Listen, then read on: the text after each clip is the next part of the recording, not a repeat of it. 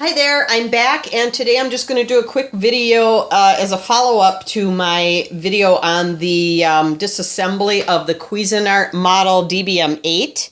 I'm just going to do a quick demonstration on how I clean it, and that includes the minute rice.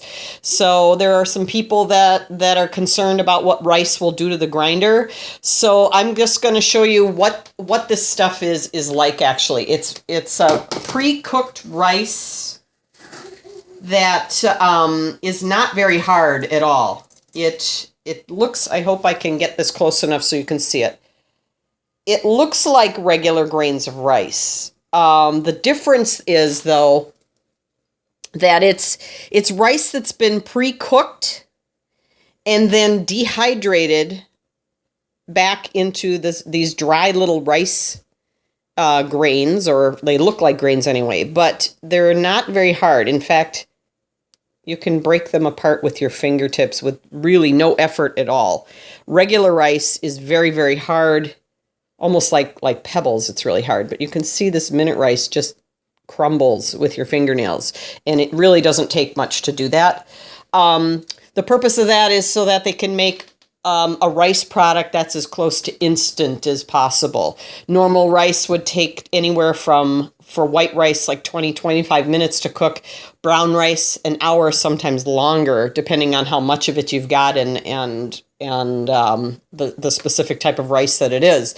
But minute rice, you don't even have to cook because it's pre-cooked. All you do is you measure out the amount that you need into a mixing bowl or some kind of bowl.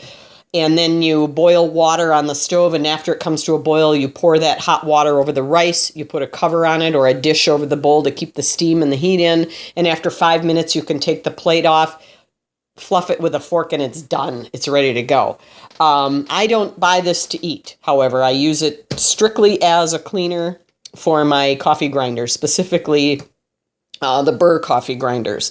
And what it does is when you grind it up, it will collect any leftover residual coffee grounds that are in the grinder. It will also collect, it will adhere to any of the residual coffee oils left behind. You don't want that left behind. Not only does it gum up the works, but they can get rancid over time and cause your coffee to start tasting really bad. You end up blaming stale coffee. Maybe I bought stale beans or something, but it's actually some leftover oils that are in your machine. So this is how I do it.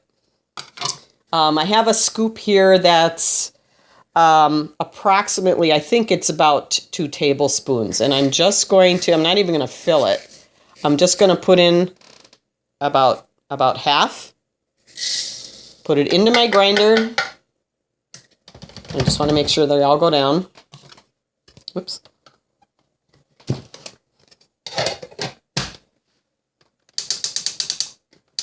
Take it up to a coarser setting. It doesn't have to be the coarsest, but I've got it way up here. That's just a few dots down from the coarsest setting. And you're just going to run that through. And I like to put it on at easily 6 to 8 cup setting, just to make sure that it all goes through and everything has a chance to get flushed out of the grinder.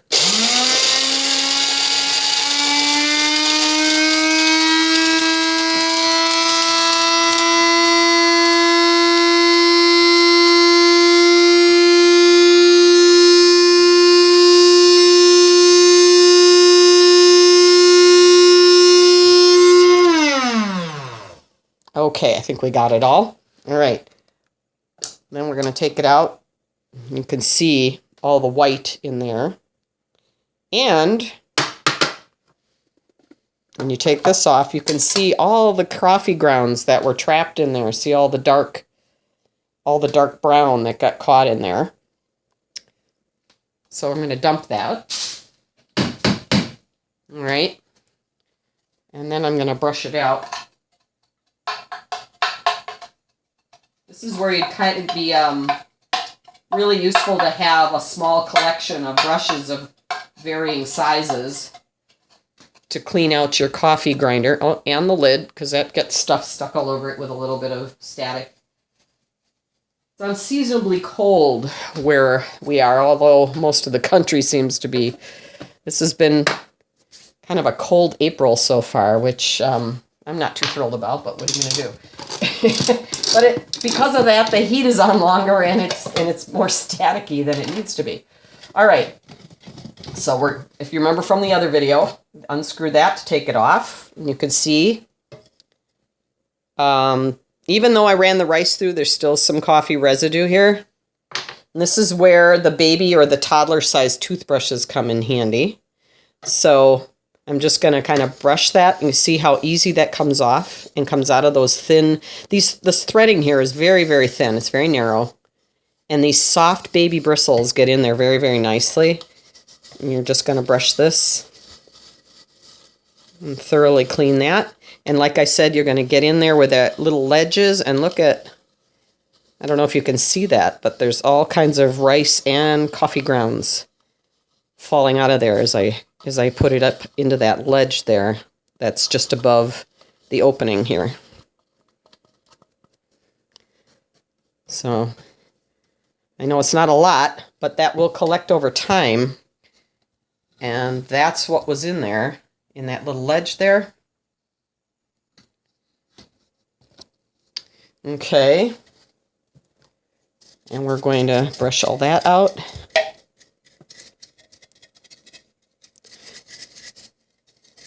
Now, some people will put this piece in the dishwasher. I would never do that, simply because it is all plastic, and there's no way of telling from one dishwasher to another if the heat in there will warp and melt this plastic, or it could ruin the ceramic burr. I would never do that. And I have an aversion to getting anything wet that my coffee beans are exposed to. Until it actually hits the water when I'm brewing, I just don't want to do that. So I would suggest otherwise, but you know. All right, so now we're gonna get the brush in here. This is a really nice brush, by the way, and I found this, believe it or not, I think it was at like a local Ace hardware store. Not to give them a commercial or anything, but of all the hardware stores I've shopped in for one reason or another, Ace Hardware has an entire kitchen section that's absolutely wonderful. They even sell small appliances and have all kinds of cool cooking tools and utensils. And I found this, I don't even remember how much it was because I've had it for probably 5 or 6 years. But it wasn't very expensive. We'll say less than $8. So, and then remember I said about that chute. The longer it goes on this particular model, this little square opening becomes like a little round hole, and it gets smaller and smaller with the more coffee that gets built up and stuck in there. So we're just going to do a quick sweep of that. Okay.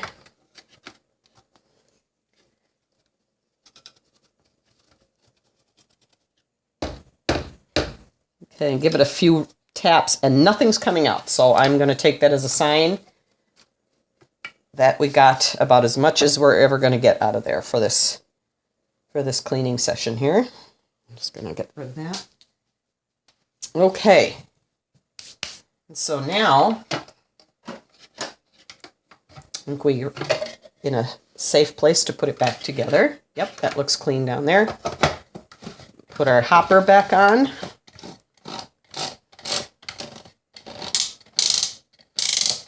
All right, we're back on. We're back together.